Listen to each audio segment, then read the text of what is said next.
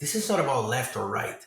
This is not about communism or capitalism anymore. At a given point, it potentially was a long time ago in Sure. Venezuela. Right now, it's not. Right now, it's about democracy and dictatorship.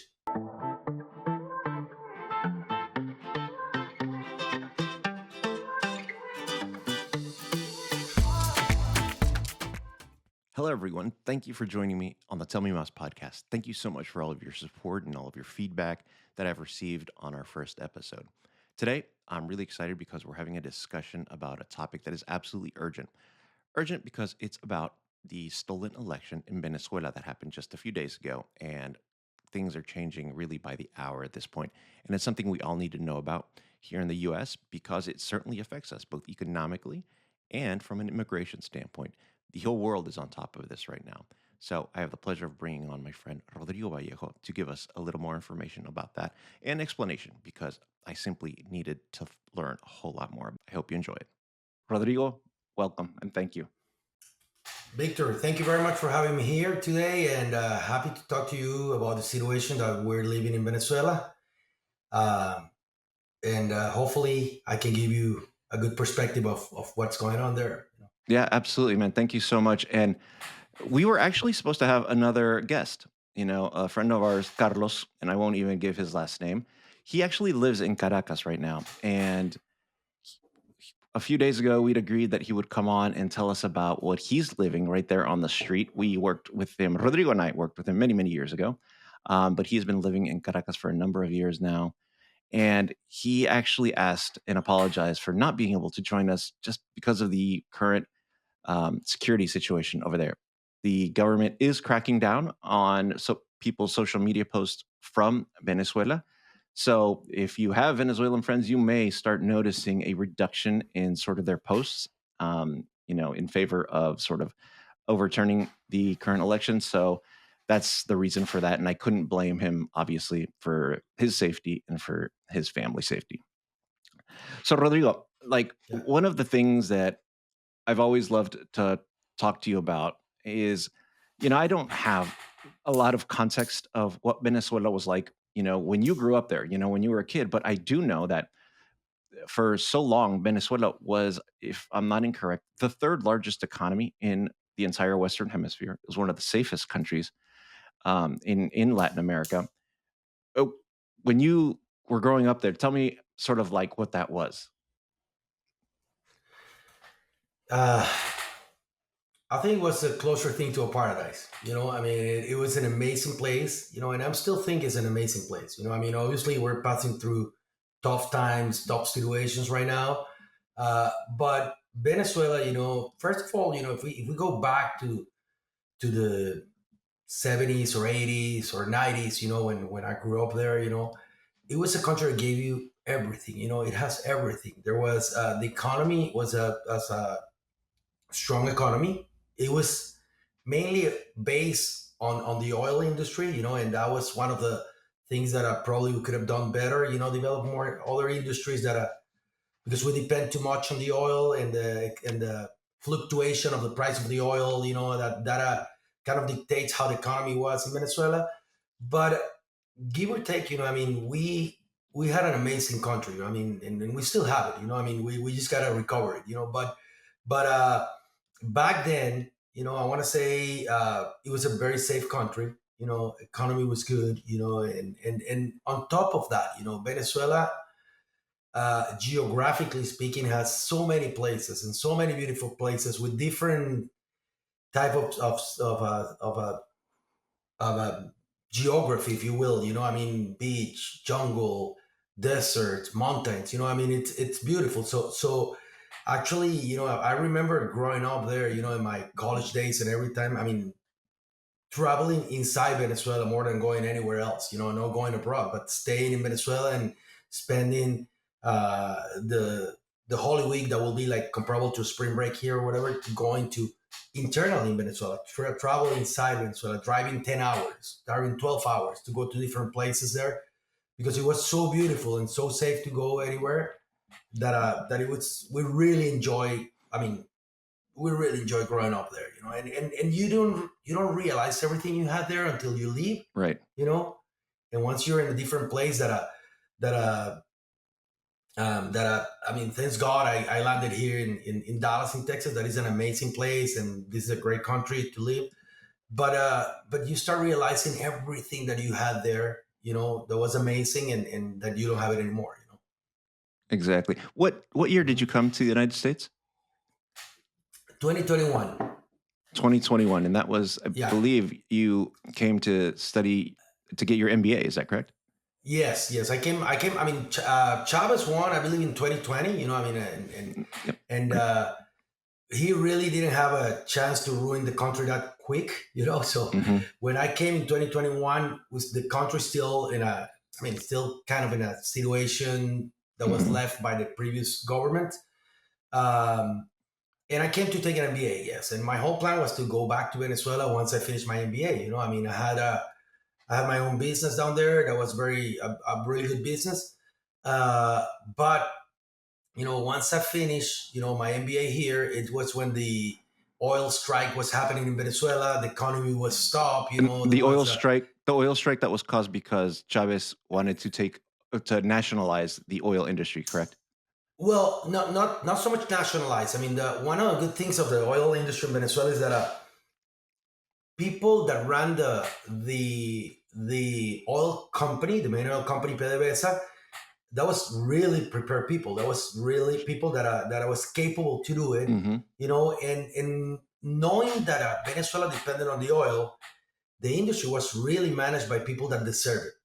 People that knew what they were doing, people that was Okay. educated. A lot of those people, I mean, ton of those people were trained abroad and inside Venezuela, to make their job right. When Chavez came in there, I mean, he wanted to take control of the whole oil industry, oil company, because obviously that's a company that will provide the money to the country, and he wanted to manage the country, and he pretty much put in place people that didn't know what to do with that, and the Right. proof is that from producing almost 3 million barrels a day. I mean, right now we don't even know how much we're producing, but probably Yeah. less than 500,000. Yeah. So he reduced the production and the capacity of production of oil, not Mm. because of demand or offer or anything like that. It's because the maintenance, the Yeah. everything was, I mean, fall Yeah. through the Well. crack. And Yeah. he put people there that Yeah, we'll didn't know what they definitely were get doing. into that. Yeah, it is, and Mhm. it's really amazing. 'Cause I've in some of the research that I've been doing. I mean, the IDF indicates that at this point, Venezuela is exporting as much oil as they did in 1925. So that's how terrible that production has gone. So I did interrupt you, and I apologize. But you said you came to get your NBA. How often do you go back to Venezuela at this point? Well, you know what? During the NBA, I went back to Venezuela a couple of times, to visit family. But then after that, I mean, as I said, the oil strike happened, and I said, well, I'm not going to go back right now because I mean, there's no business. I mean, things are stopped right there, and I always want to pursue the opportunity of advertising, and I had the opportunity to to get a job in the company. I was like the top advertising agency for the Hispanic market here in the US. So I took it, Right. with the idea always to go back. I said, well, I'm gonna do a year here and I'm gonna go back. But Right. the situation didn't improve. Didn't improve. So I ended delaying that for a long time. And I want to say that I was going to Venezuela at least once a year. Once a Okay. year or twice a year back then. But then when I was 8 years in here, already working, and things were going really good, for me and for my family here. We're blessed. We thank God for everything that we were able to achieve here. Uh, but I start feeling that I really needed to go back. That I really needed to Hmm. go back. I mean, Venezuela was my house, my country, what I wanted to be, and I decided I want to go back there and open a company and start working there. So when I talked to my wife about it, she told me she didn't want to do it. She said, "Listen, the country is not what you think it is anymore. It's not the same place that we grew up. But I felt two things. One, the need to be with my people down there. Second, I knew that Venezuela is a country of opportunities. And third, I really wanted to do something, to collaborate for with the people that was fighting for to change, to take Chavez, Hmm. to remove Chavez from power and all that. So what I did is I pretty much started my own company here, and I was spending a week in Venezuela every month. So I was traveling. 3 weeks in the U.S., 1 week in Venezuela every month by myself, not with the family. Hmm. It was tough, because leaving the family for 10 days a week, every month is Sure. we had little kids back then, so it was a little tough. But I was able to open a company there. I was able to collaborate and to help a lot, and we maintained that for, I want to say, to 5 6 years, and then it became dangerous. I mean, like, Because even for some of the us, work that you even did some opposition political work. Am I right? we did a lot. We did a lot. I can't, for safety reasons and all that, I can't mention the exact campaigns that we did, but we did a lot of campaigns, Okay. for the opposition, uh, for different groups of the opposition. We work really hard there. We work, a lot of the time. It was like a bonus work from Iran, Hmm. but there was a lot of passion on doing it, and there were really good accomplishments, back then. But it became a little bit dangerous, and not only dangerous from a business standpoint, with all the depreciation of the currency in Venezuela. It wasn't anymore something sustainable. I mean, I Hmm. was pretty much financing that to be able to pay all the people there, Right. etc. And there was also the kind of the exodus. I mean, like a lot of people was leaving Venezuela. That's probably the 20. I want to say 2013, 2014. And You know even the how many? people You know how that, many people since 2014 have left? 8 million. well, I mean, Eight yeah, million I know people. that's That's that's a number that is that's told. So, yeah. but I actually leave that from a as a business owner. My all the professionals that I had in my company, none of them still in Venezuela. One by one they started leaving, the country, and they were. I mean, I helped them as much as I could, and they landed in different countries in the world. I mean, there's some Hmm. in Chile, in Argentina, in Colombia. There's a couple here in the U.S. There are a couple here in the U.S. And as a matter of fact, I mean, I needed them, in Venezuela, but I couldn't be selfish to keep them there. Right. Of So course every not. time that they said, "Hey, I had an opportunity to go here," uh, we helped them to do it. Yeah. I mean, because they needed, and they were really good workers and fighters. They put themselves in risk to do the work that they did. You know, uh, and that was the situation. So since then, I mean, we decided to close the company, and then I haven't go back to Venezuela anymore. For Yeah. about 10 years. So your But kids, anyhow, your kids have never been. Your yeah. kids have never been. Well, my older kid was there once, but my Uh-huh. younger kid hasn't gone there. But a really interesting thing, Victor, is that I haven't gone to Venezuela physically, but I'm in Venezuela every day. Yeah. I mean, like every day. I mean, I open X, former Twitter, every day to check what's going on, to read, to comment on social media, the news, my friends. My WhatsApp groups are there. The communication with them is constant. My family, everyone. So even considering that I'm here physically, I Yeah. mean, I want to say 50% of my day thinking on what's going on there, and Yeah. thinking on my people there, and thinking on I mean, what is going to happen, and how we can help Yeah. on making things happen in there. No, I totally feel that. And like I was saying a minute ago, we have to because that country has been so influential in the politics, the geopolitics of all of Latin America. I mean, after Chavez came in, we saw a wave of very leftist governments coming in, some terrible, some okay, but I think right now this isn't what's happening in Venezuela. My perception is that it's not even about socialism or communism versus capitalism. It's literally putting a stop to an absolute dictatorship. So that's what I want to get into because here's the deal, really. What I've failed to understand and really try to grasp is how the electoral system works in Venezuela. Because when I and look, I mean, I only really started paying attention to the elections that were coming up maybe a week and a half before, and started hearing some news about it. And I kept hearing all this optimism, all of this. This is the chance. This is the opportunity. And to me, I thought I heard that, a few years back on that prior election. And I, I wonder first, before we get into the details of the electoral system, why was this round of elections so hopeful? Why was everyone so optimistic? Yeah.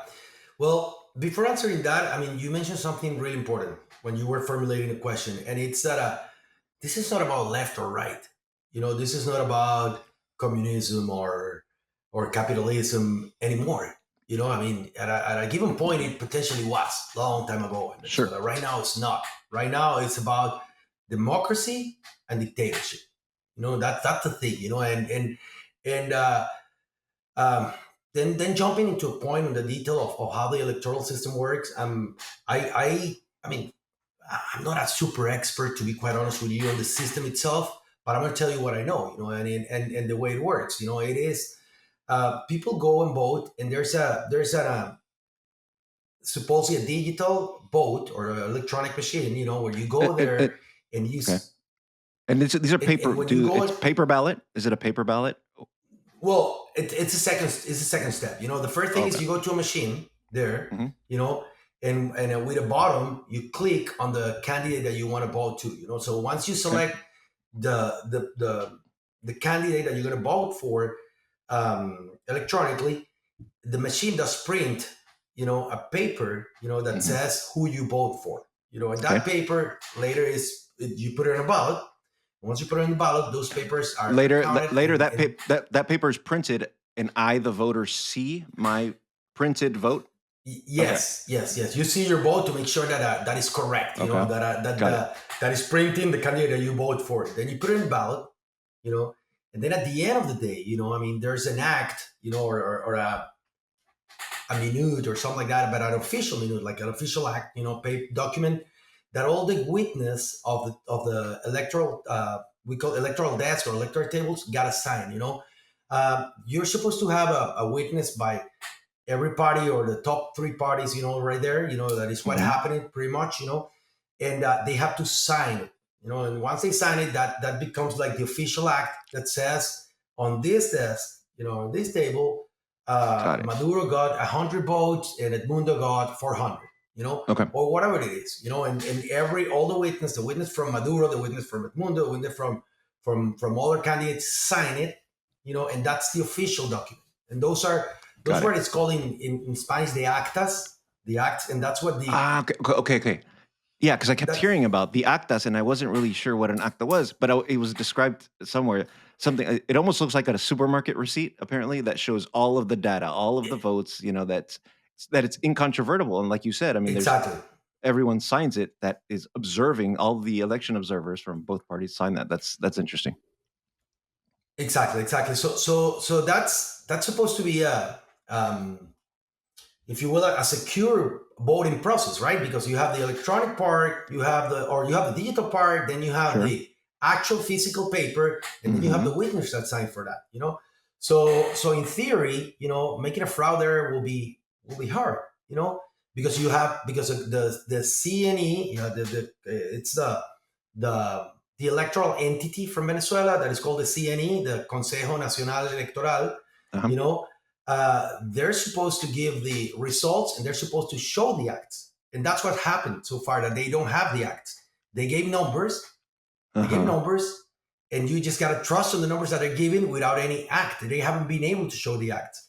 But the So, opposition, and when you talk, yeah, yeah, yeah. No, so you got to pause on that one because the CNE, right, the electoral organization that manages all elections, they're they're part of the Maduro government, right? I mean, oh, of course, yeah, yeah, yeah, of course, yeah. I mean, let me. I mean, so one of the things that's that happen crazy, on right? dictatorships That is yeah. One of the things that happen on dictatorships is that there's not any longer a republic, right? There's no uh, judicial power, no oversight. legislative power. I mean, it's all controlled by Yeah, by a government, right?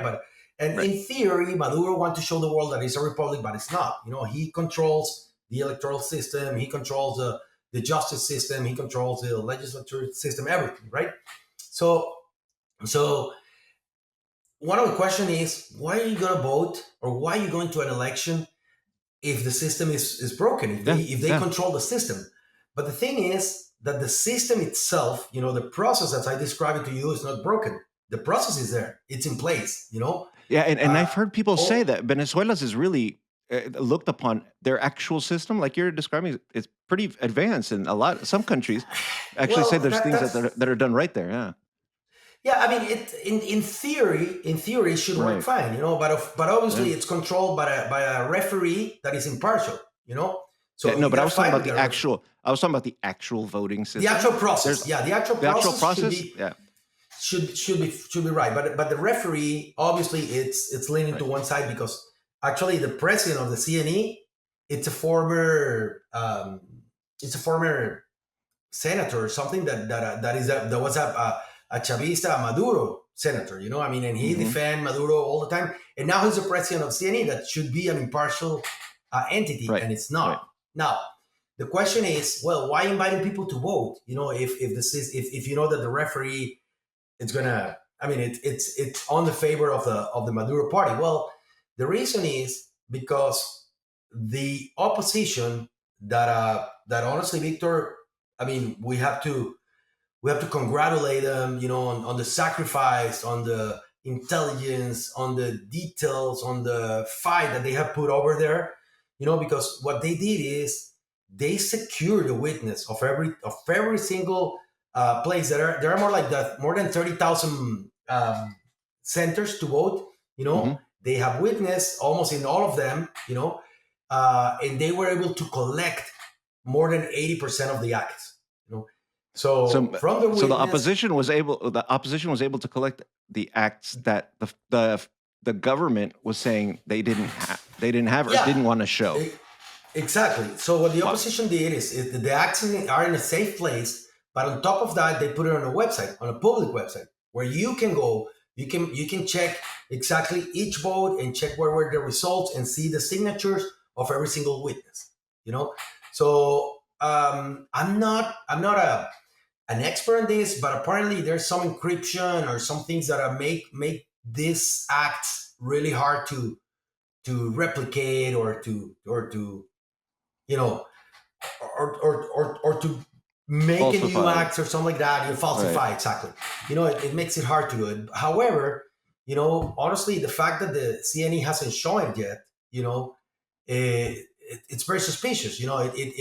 We're thinking that they're probably are printing it somewhere. I mean, there's the the thinking that there's the thinking that a group of Chinese people are helping with it, to print fake acts, and Hmm. they're gonna come back with some acts. But the fact is that there's already a week that passed, and you're supposed to show those acts within 48 hours, or something like that, Hmm. so of the election. And the other thing is, how can they claim a number if they don't have the acts? You know what I'm saying? They claim that their system has been hacked, and Oh and yeah, they're yeah. giving That's they're giving detailed numbers with decimals right. and everything. Well, if your system has this act and you don't have the act, how can you say? How can you give us some numbers? That's completely wrong. To the point, or to the extreme, that the words that I'm telling to you right now were said yesterday by Christina Kirchner. That has been historically Yeah. a Pro Maduro supporter for all this time. right, right, right. Pro Maduro. So Even she so said so it's ridiculous. even Yeah. she said that. Even she said that. And obviously, I mean, there's always been the the left thinkers of Latin America, that are Lula, Petro, AMLO, etc., Evo, etc., and the majority of them, I mean, although they didn't vote in favor on the Organization of American States, for Maduro to show the actual acts, the actual proof. They've been asking him for that, and they publicly have say that the moment that Maduro show the acts, and then peace is gonna come to Venezuela. Right Right. now, there's not, and Right. the thing is that the So moment for is gone. so let me interrupt for one quick because that's important because so Organization of American States, right? Let's it's almost like a Latin American NATO. Now, they got together earlier this week to pass a resolution on whether to accept or not accept the results of the Venezuelan election, and a number of states voted to not recognize it, right? And some abstained from the vote, and others simply said, some countries such as Cuba, Bolivia, and a couple of other countries, Nicaragua. Nicaragua, all very, very leftist governments, Yeah, all declared that Maduro was indeed the winner. Now, yeah, um, I remember at the beginning of the week, or immediately after, the United States, they actually gave a statement saying that they doubted the results, that they didn't flat out say that Maduro had lost. So they said that they doubted the results based on exactly what you're saying, because there was not data being provided to confirm the results. And then I think it was on Thursday where the United States actually did come out and declare that Maduro has lost the election and the opposition won. Did I get that right? yeah. You did. Okay. You did. Okay. You did. Got it. Yes, yes. United States and some other countries have recognized Edmundo Gonzalez as the new president. In the Right. Organization of American States, just a quick correction: it's not only a Latin America an organization; it does include the U.S. and Canada. I mean, Yeah. it's the Yes. whole You're, continent, you're absolutely right? right. Okay. You're So absolutely it's the right. whole continent, and there were like 17 votes in favor. And actually the favor was for Maduro to present the acts to show Uh, the papers. huh. And as you said, there were some countries that didn't vote in favor of it, but and there were some countries that didn't show up to the actual meeting. But those countries mainly were Brazil, Colombia, Brazil, Colombia, and Mexico are pretty much the most important ones, because they're Right. on the on the socialism thinking side type of government.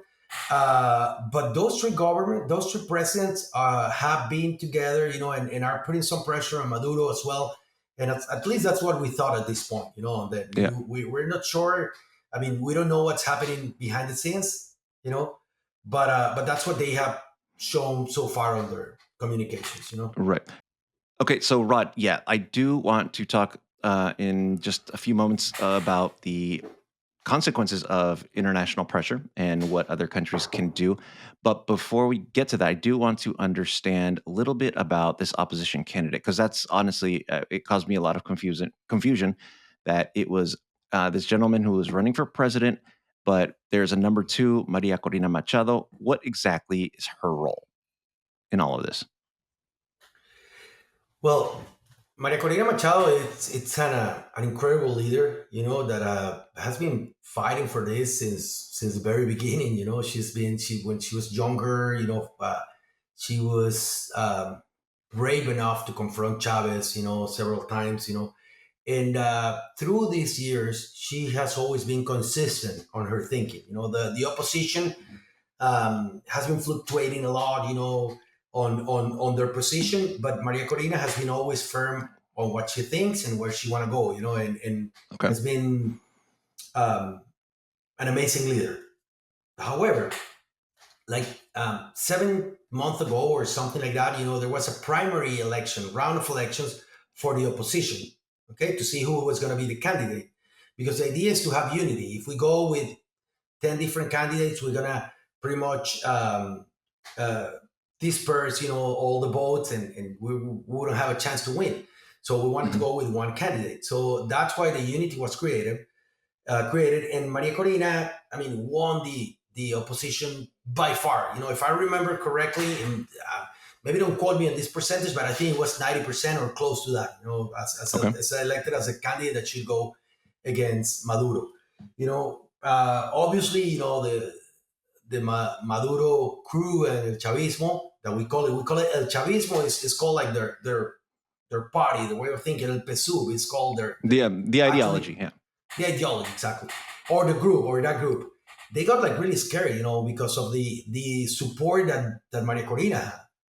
It's incredible how she can move the people right now in Venezuela, and they pretty much what they did is that they um, invented something. I mean, they came up with something to prohibit her from running as a president. You know, like a they cancel they legally that is actually illegal what they did.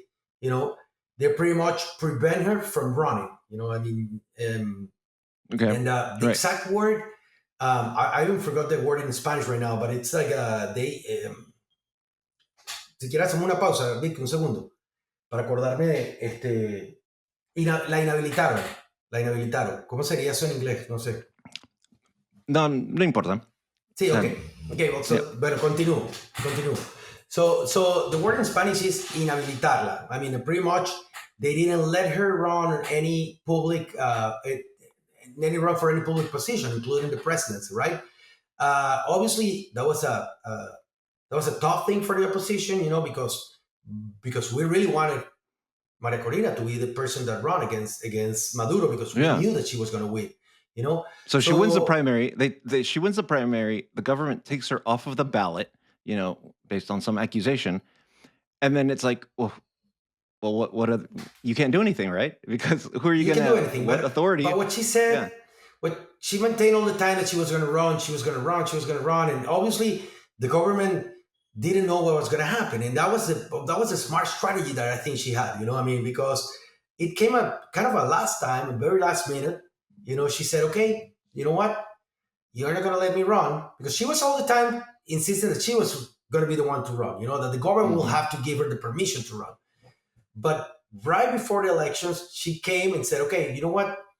uh, I'm not going to run, but I'm going to support this lady. That is another person that she named, you know, and we're gonna she's gonna be the one that's gonna run on my behalf. But I don't want to say on my behalf. She's the one that I will support, you know, pretty Okay. much. Sure. So her name was Corina Jaris, and she was gonna run for it. It was uh, lady, decent lady without a big political background, you know, not too well known in the community, but just having the support of Maria Corina make her like a very interesting candidate to run against Maduro.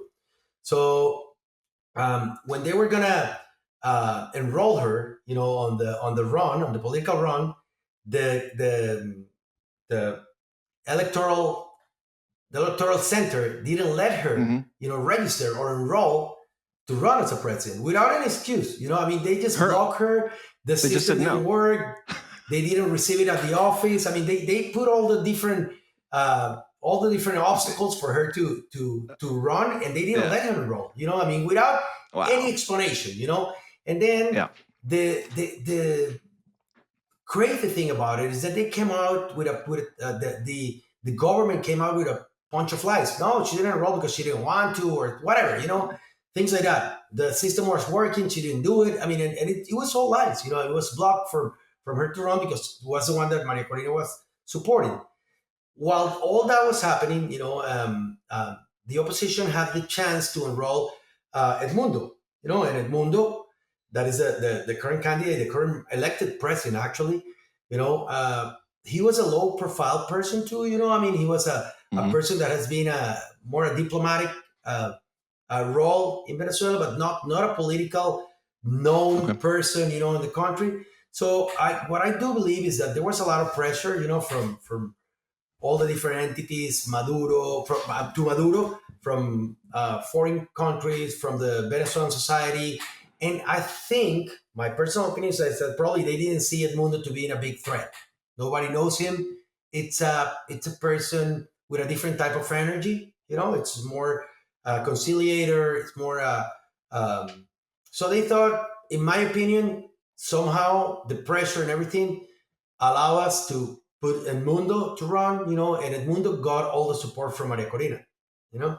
And it's Got it. important to Right. mention that back then there was another political leader that was the governor of Zulia, that is a big part of Venezuela, that he was running to, you know, and he pretty much resigned and joined the Unity, you know, to support Edmundo, you know. So that was a good thing that happened Right. for the opposition. And then the rest of history. You know, I mean, the Venezuelans went and voted last Sunday, you know, the July 29, and pretty much the opposition won in every single place. You know, I mean, not in every single state. of the country, the opposition won.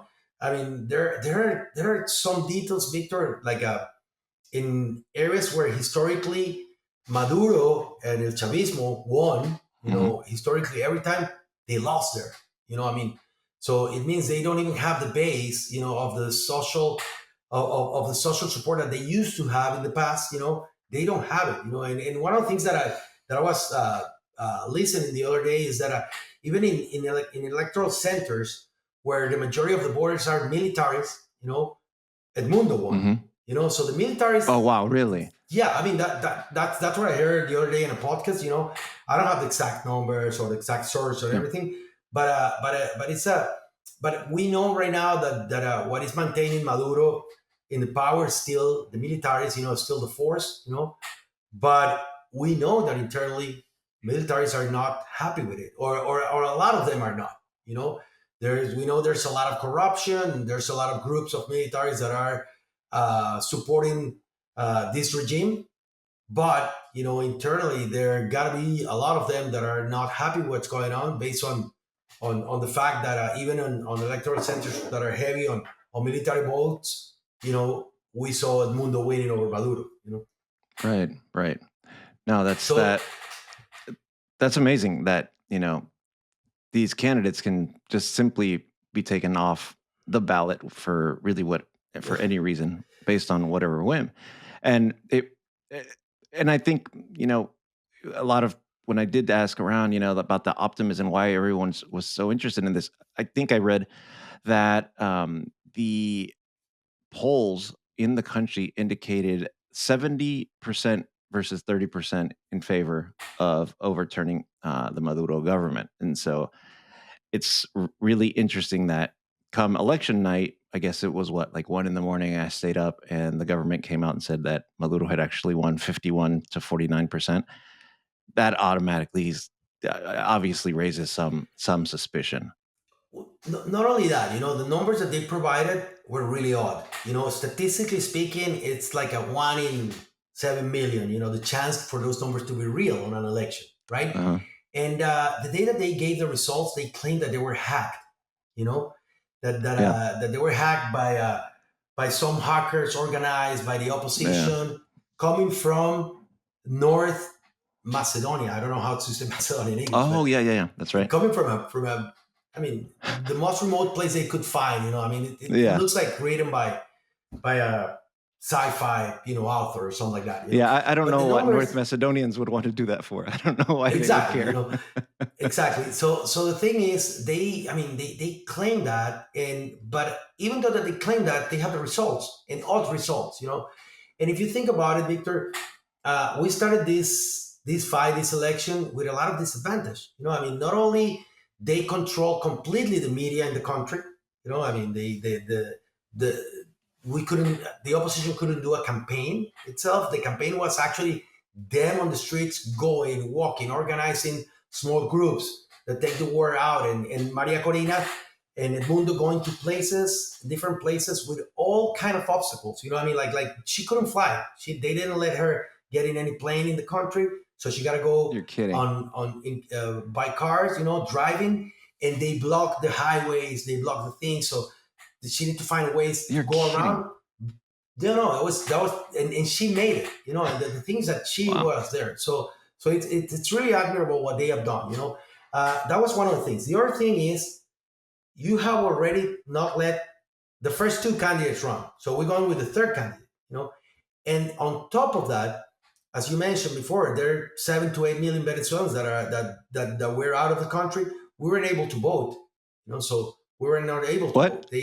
No. I mean, they put all the You're kidding me. obstacles for the foreign vote. So that obviously those 8 millions, the majority are going to be opposition. I want to say, if not Yeah, yeah, yeah. all, the big majority But is going to hold be on. opposition. But Was that new for this election? Because I remember in years past, you having to drive to Houston, for example, yeah, every people having single to drive to. election, we drove to Houston and all that. But this So is for pretty this much new. I election, mean, yeah. for this What happened election, is they that took since away. since Venezuela broke relationships with the U.S. and with a lot of countries, Uh huh. there's not the consulate is not working anymore. So then you can vote. And it's very convenient for them.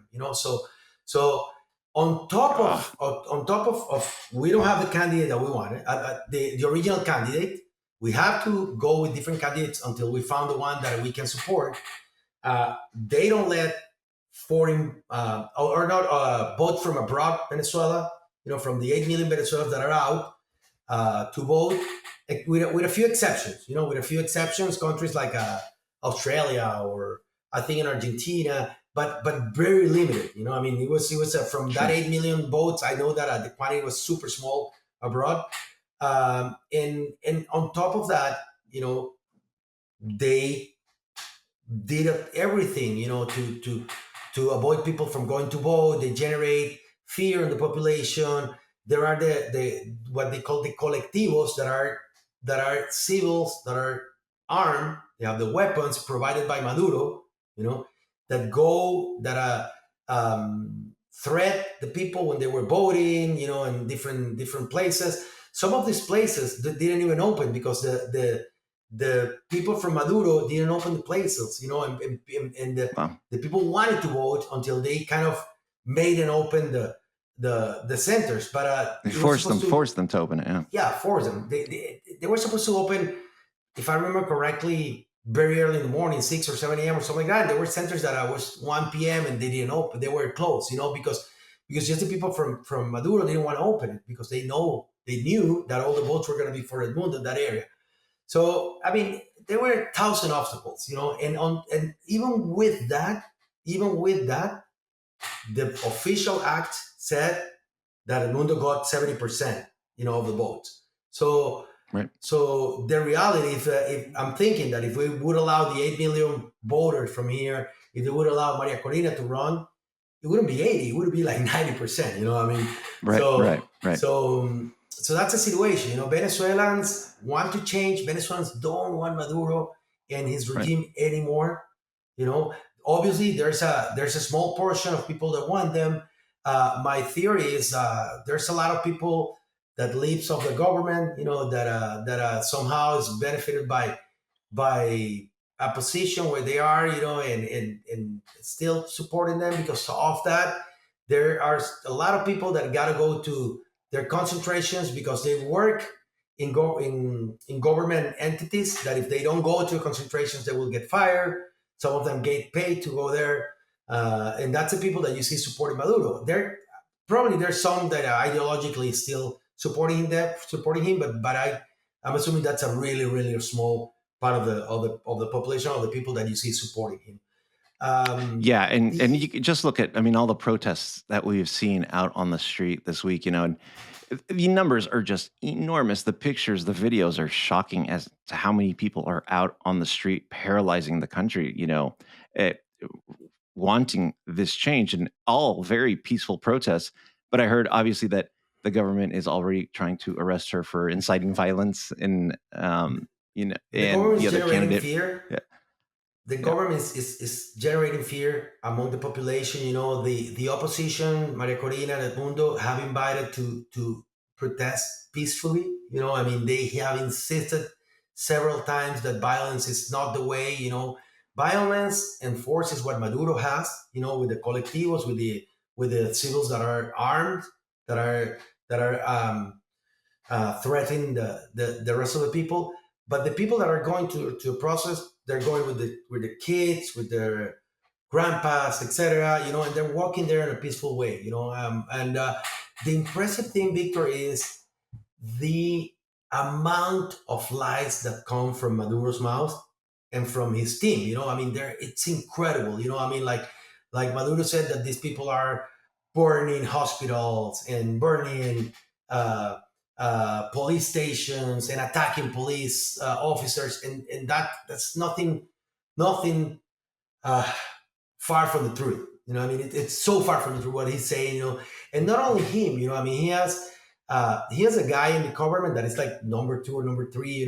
From his that is called Jorge Rodriguez, and he's like listening to him is like listening to Goebbels in the Third Reich. yeah, You know, yeah.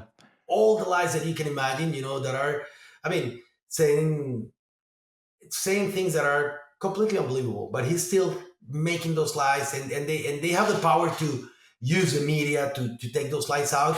And it's incredible how the followers that they have, repeat what they said, and they repeat it, and I'm sure that that's not an ideological thing.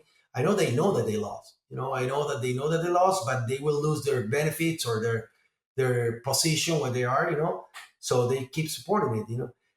There are, Yeah. like, for instance, minutes ago you asked me if it was if the power, if Maduro controlled the powers, and he does, like the fiscal of the country, that is supposed to be somebody that audit and oversee uh, all what the rest of the entities are doing, and make sure that everything, Hmm. it's obviously handled by a guy from Maduro, called Tarek William Saab.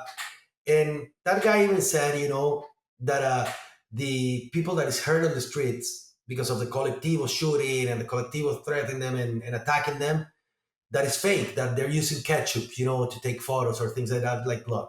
He has even said Man. those kind of things, So uh, Venezuelans, we are fighting against criminals. This is a government of criminals. These are not politicians. These are not left thinkers or right thinkers. These are criminals. These guys Yeah.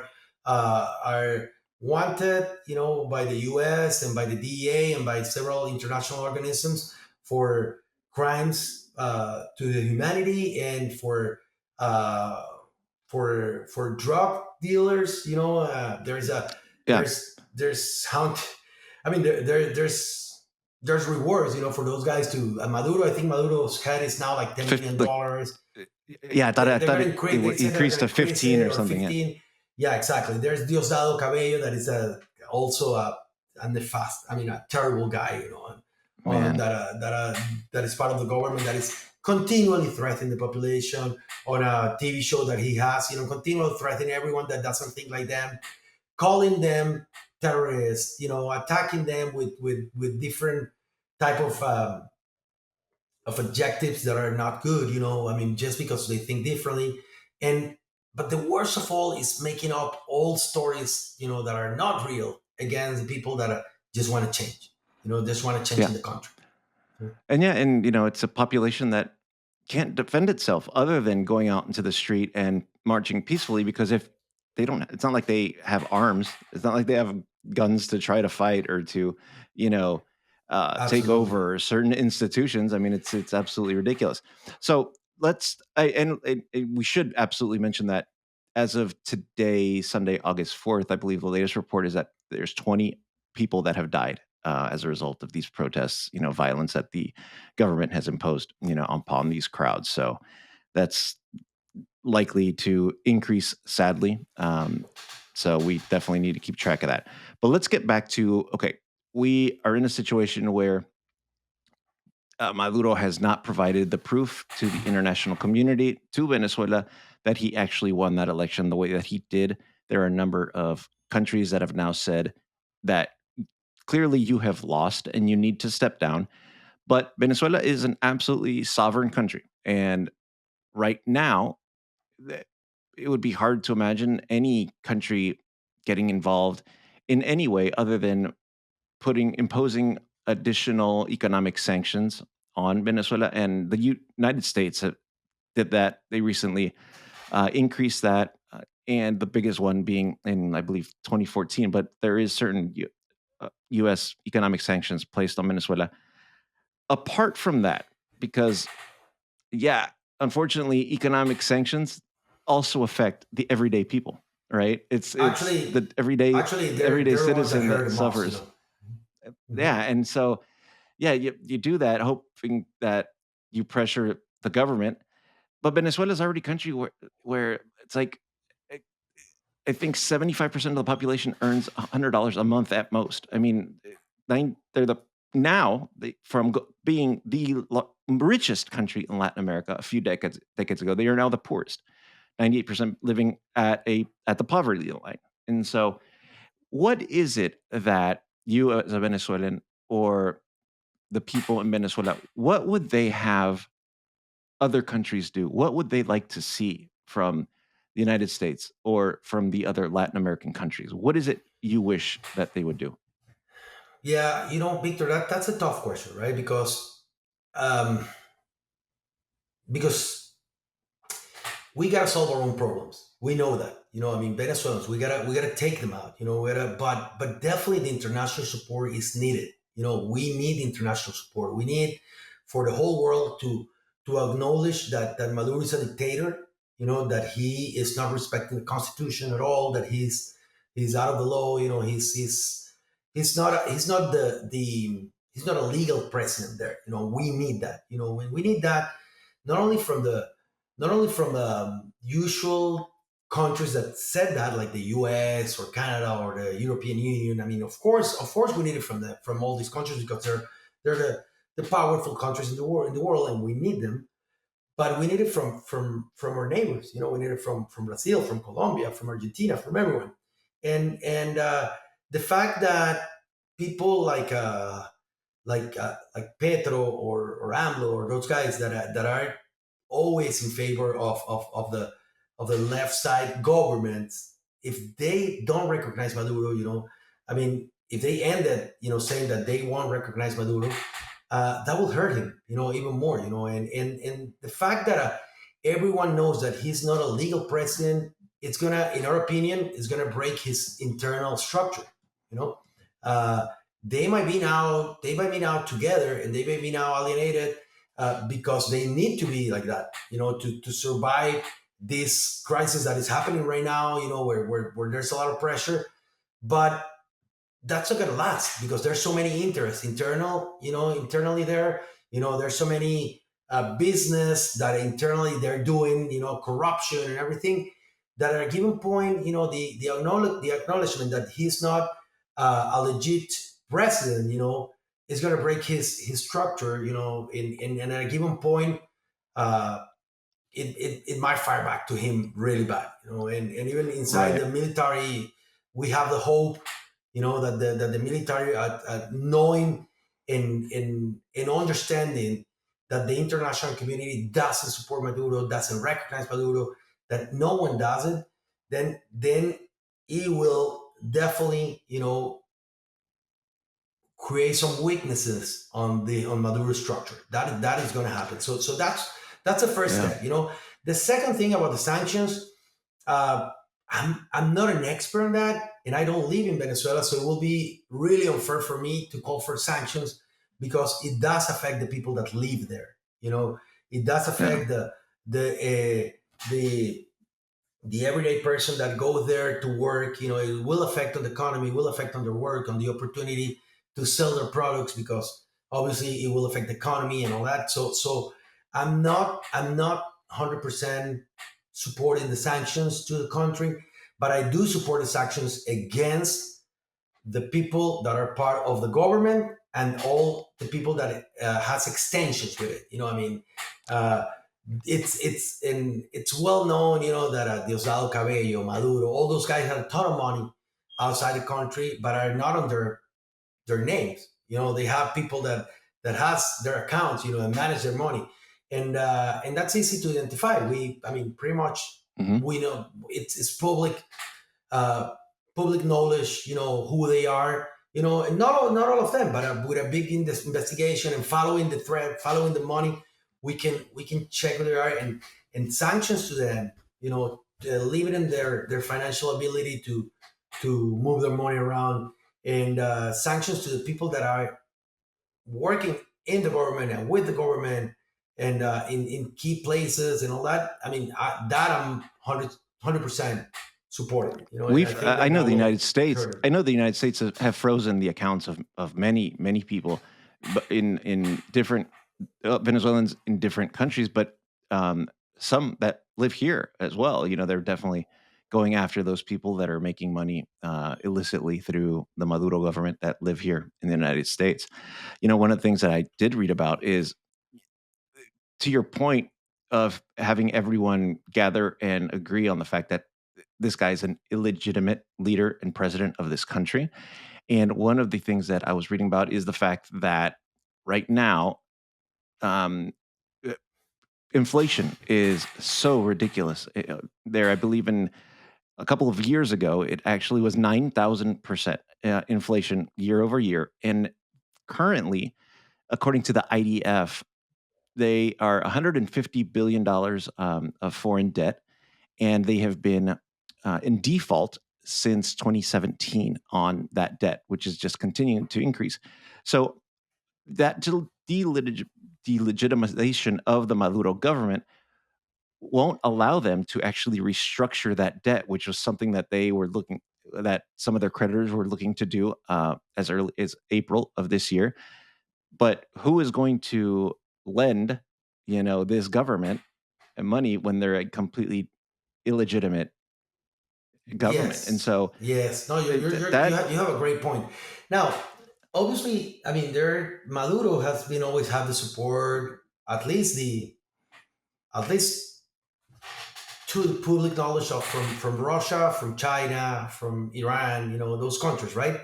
However, I mean, we know the situation where Russia is. I mean, they're also in a war with Ukraine and all that. Money wise, I don't think they will support Maduro much. I think they don't have the ability to do it right now, and they probably have their own priorities.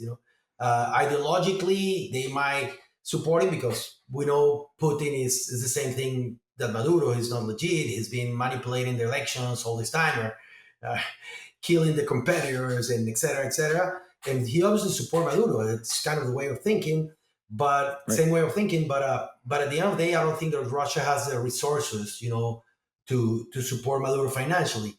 China may have it, but we know that China, as much as they call communist country, they're all about business. They're all about getting their money back. They're all about I mean, they're more capitalist They're than great. any They're great the business. other. They're great businessmen for being communists. They're amazing businessmen for sure. Exactly, exactly. So I don't think they're gonna be lending more money to Maduro. I mean, honestly, maybe um, partially they'll do it to pass this moment or whatever, but they won't be able to support it for more time. They're smart enough to know that, hey, we're not gonna get this money back. So even with that, I think that even for a country for China, it will be beneficial for them to have Maduro out, because they know that Yeah. with him is they're not gonna get their debt back. You know, and obviously there are countries that are extremists like Iran. And when I say countries, I talk about governments more than the people Oh, of that course, live of there. Let, course. let me get that straight there, because I'm sure there are good Russian people and good Chinese people and good Iranian people. But the governments per se. So the Iranian government, that is an extremist government that we know. I mean, they might help Venezuela, but Iran is not. It's not a rich country either. I mean, they're a country that with a lot of problems and a lot of situations. They even have their internal fight already there. And fight with their neighbors, etc. So as much as they support Venezuela, I don't think that financially they will be able to. So as you said, Maduro staying in power, there's not really a good future, in terms of financially speaking. And yeah, especially not when 2/3 of his government of budget is funded by the oil industry, right? Which and it's an oil industry, as we talked about a little bit earlier, that is continuing to decline. Now they're producing well under 500,000 barrels a day, when in the heyday they were producing, I think I've read 3.5 million Yeah, barrels it a was day, around and that. now Yeah, they're only producing 500,000 yeah, at this point, which I could not believe when I read that literally takes them back to 1920s production, which is yeah, incredible, yeah. when oil was first discovered. And so it's and the fact that the economic crisis, I think in 18, when oil went down from $100 per barrel to $30 per barrel, like it's it has to it's completely economically unsustainable. And right now, I think if people do a little bit of research, you'll see that in last year the GDP actually grew a little bit, but it still has one of the worst GDP to debt ratios in the entire world. And so it's just an unsustainable economic model that they're working with, and that has to at some point just break, unfortunately. And again, the people will suffer. But when you hear about economic sanctions and people saying, well, you can't, it'll break the population, it'll starve them to death. It is a problem, but this government is so inept. Russia has had economic sanctions on their oil production for many years, and they've actually grown it. So imagine that. They found And they found a in way they Venezuela, found a way to go around that. Yeah, Hmm. And Venezuela sits on the largest oil reserve in the world. I mean, but unfortunately, you know, the U.S. doesn't need a whole lot of Venezuelan oil, and we have uh, a couple. We've given a couple of um, uh, passes on the oil production economic sanctions, like for Chevron. Are you really aware of that? That Chevron was able to go and extract some oil from Yeah. Venezuela, which Hmm. you know. So, but yeah, Yeah. definitely economics is a big factor in this. Economics is a big factor. I mean, as I said, the sanctions. If it was my decision, I will put the sanctions on the actors, on the people that is causing this problem, but not on the Uh, country. It will Right. affect the whole economy. It will affect the small business, the big business. I mean, everyone in the country will suffer with that. And that's Yeah, that's Rod. the idea. So, I mean, it's such a mountain to overcome. It seems like such a difficult thing when that government controls every aspect of society. Now, has there ever been, from an opposition standpoint, a movement where people want to take a more drastic measure? Actually arm a small group of people from a guerrilla standpoint, to take that approach. Like I don't, for example, I No, don't want there hasn't been. I like mean, the government claims uh, that, Maduro claims that, that there's organized groups or whatever, but it's not true. I mean, in reality, there hasn't been. The Venezuelan people has been peacefully trying to overcome this government, and to remove the government with both through democracy. I mean, and the people has demonstrated that. This last Sunday, they did it. And the march, the concentrations are peaceful.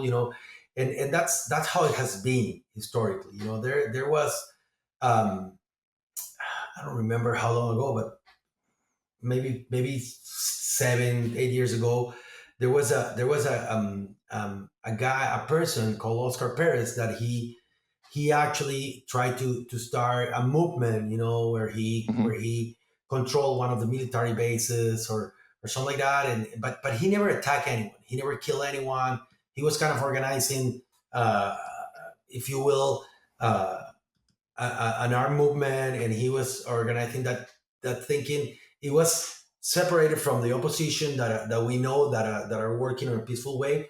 But Oscar was assassinated by Maduro, by his group, by Diosdado Cabello. I mean, he actually, um, he was found in a house. I mean, he actually was on Twitter when all that happened live. Showing what was happening. He surrendered. He surrendered. But anyhow, they didn't listen to him, and they pretty much killed him and everyone that was in that house. So that was the only, if you will, our movement that happened against Maduro. Uh, Throughout all this time. But beside that, the Venezuelan people has been showing their their love for democracy, their thinking and belief on the vote to really remove Maduro from there on a legal way. Because Yeah. because that's a way that is going to be legit. That's the way that we're going to say, hey, the president that we have is the president that we elected, not that we killed somebody Right. to put it there. So Right. I know it's tough, and could sound like a dreaming thing, but it's that's what we believe in. And as much as we stay there, and as much as we continue, and as much as we can demonstrate that Maduro it's not legit, that we have already done it, we believe that this is going to come to an end. Right now Yeah. there Yeah. are tough times. Maduro and his group are like increasing their toughness through the population. Their Maduro already threat to building new jails, for people that are protesting, and honestly, Victor, people that are protesting are people like you and me with families that go out, in a peaceful way. But Maduro, is saying that the people that they have captured are pretty much drugged and armed, and they've been trained in Texas and in Colombia, etc., to come and fight against his government, when are just regular people, that want to change. So Yeah. they claim that they already have like 2,000 people in jail from the protests. Well, I don't know what they're going to have to do. They will have to become to build a jail in the whole country because there Yeah. are 70% proof, and I think it's more than 70%, but 70% uh, uh, proven number of people that want Maduro out and that are going to keep going out, even though that they're threatening us, even though that yes, there's some fear for your um, personal protection, everything. I mean, and there's risk, of getting killed on one of those protests or going to jail. I mean, Maria Corina did a concentration yesterday that was full again. People are Yeah. decided. People really want to go out and really want to show the world that Maduro is an illegit governor that is pretty much abusing of his position to stay in power. For I don't know how long he dreams to be it. Yeah. No, man, that's absolutely right. And I see these protests, and violent protesters don't take out their children. Don't take their children. They Exactly. don't take their grandparents, out onto the street to protest to put them, in danger. That's not what a violent protest actually looks like.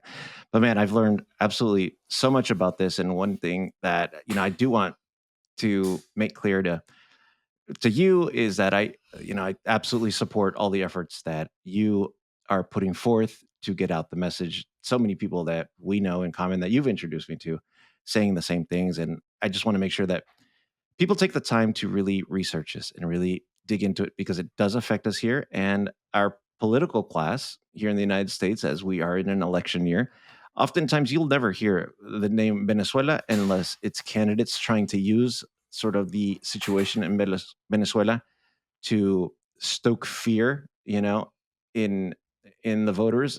We for just a couple of weeks ago, um, Donald Trump was, saying that so many of the prisons and jails are being empty and mental institutions are being emptied out of Venezuela and being sent here, and that's why we're having such an increase in crime over the border.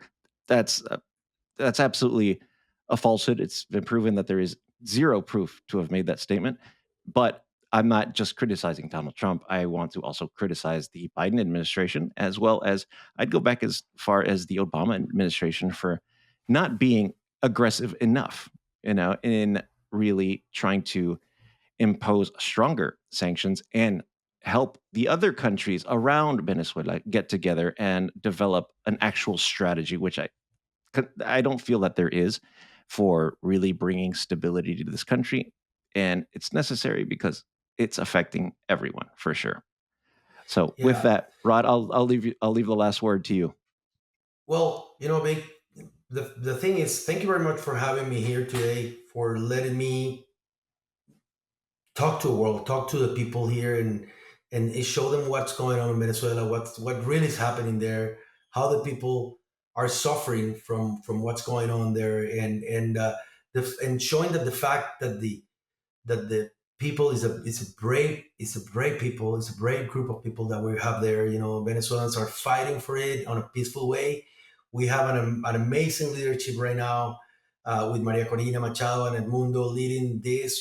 Showing with the example what needs to be done, not just with words but with example, and that's gold for us. And the fact that they keep firm and they stay there, keep us firm and give us the hope, to keep fighting.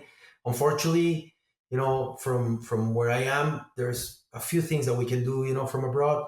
But I really want to applaud the people that are the Venezuelans that are there, that are in Venezuela, fighting for our country, fighting for our country to get back to what it was at a given point. And to your point, on the political situation or political advantage that some candidates might take here in the U.S. Uh, I think it's kind of ambiguous. I mean, some of the politicians have shown an extreme support.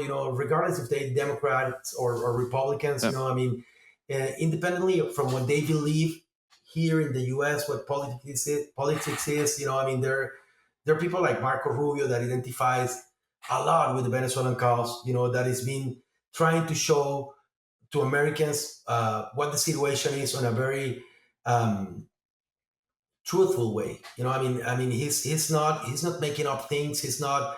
I don't think Sure. he's in the majority of his speech. I don't think he's talking just to gain votes for the Republican Party. I think he's talking to really show the world what's going on there, and the fact that Yeah. we need help, that we need support, that we need all that. So I think to people like him. And same thing on the Democratic side. There are people that also are saying the same things and going out and telling the things. Uh, I think that it shouldn't be for politicians here something to take advantage for. Yeah. That's not we shouldn't take advantage of the suffering of other people out there. It's a moment for helping, for to provide, to show the good part of the human beings that we can be, and help people in need, so yes, definitely there are politicians that have been using this to their advantages, and in my opinion, from both sides, Yeah. I believe that both sides have managed this, some ways to sometimes to take advantage, sometimes with the lack of Yeah. strength that they should be doing it, etc. But more than that, I want to look at the good things. Not at the bad things that politicians have done here with that, but at the good things that is showing the world, showing to Americans what the real situation it's in Venezuela, Absolutely. and encourage people to help us, as much as they Yeah. can, to spread the word.